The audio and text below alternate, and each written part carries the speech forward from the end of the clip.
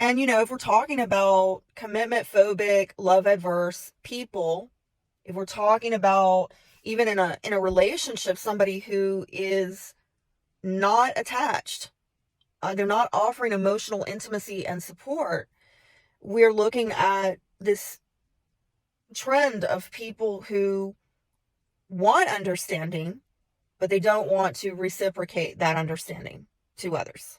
They want to take action upon others, but they don't want to cooperate with others. So this is creating a lot of win-lose dynamics. And you see this in a lot of relationships where people have this attitude of, I'm going to do what I got to do to get my way. And if that means that you have to lose in order for me to win, well, so be it. What we have is a lot of people now who openly, and yes, even secretly and covert, do not take others' best interests as their own. They'll say they love you. They say they feel love for you. But if you define love as taking another person's best interest as your own, you begin to recognize that there's not a whole lot of love going on in this world. We've just got a lot of people who think that a healthy relationship is one where they're comfortable and they're enjoying it and people understand them and meet their needs. But the moment you start asking them to reciprocate with them, then, it just starts feeling, I guess, toxic, And where is this all coming from? This is coming from a belief, a very common belief that I think a lot of people have. I'm sure it's not going to jog your brain to think of somebody who thinks like this, right? Many people who think like this, that emotional vulnerability is weakness. It will be exploited. Therefore, emotional support is something that you need to provide to yourself. Don't depend on other people to do that for you. That could be dangerous. And so we learn to self-soothe instead. Hence, we get to the loneliness epidemic, the isolation. A lot of people think that a healthy relationship is one where their desires and interests are advanced, even if it is at the expense of others. Where is this coming from? This belief system. I believe it's coming from these backgrounds of fatherlessness, single mother homes. And I'm not throwing shade at the single moms. Those of you know me know that I was one. Unfortunately, I have been one for a very long time. I fought tooth and nail for it not to happen, but it happened anyway.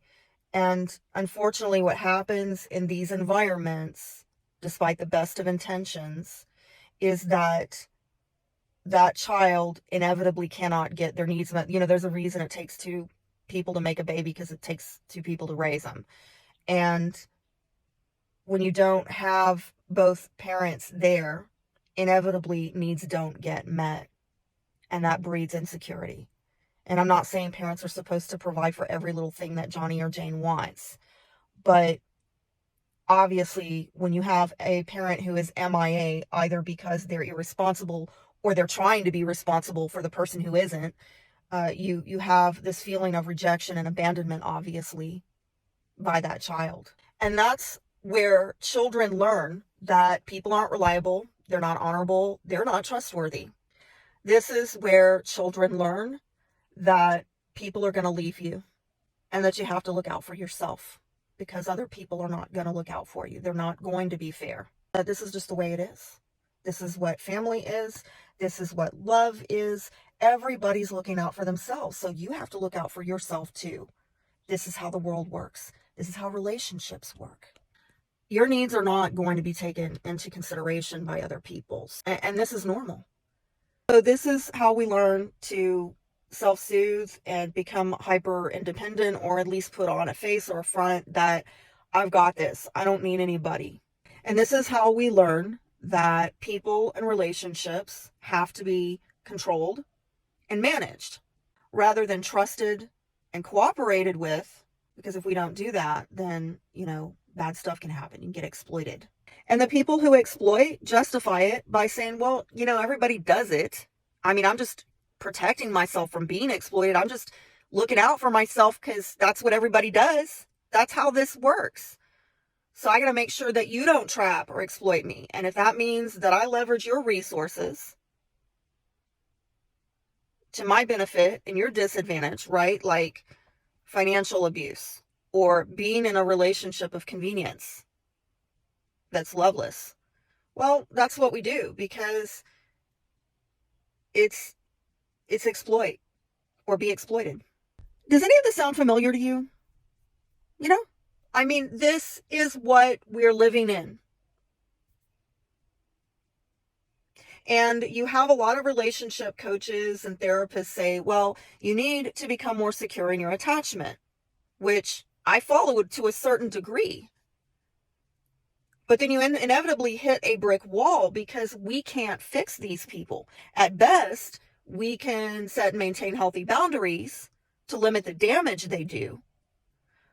But then you somewhat find yourself either isolated because nobody's honorable anymore. Nobody's willing to gain your trust. Nobody's willing to make an investment in building a secure relationship.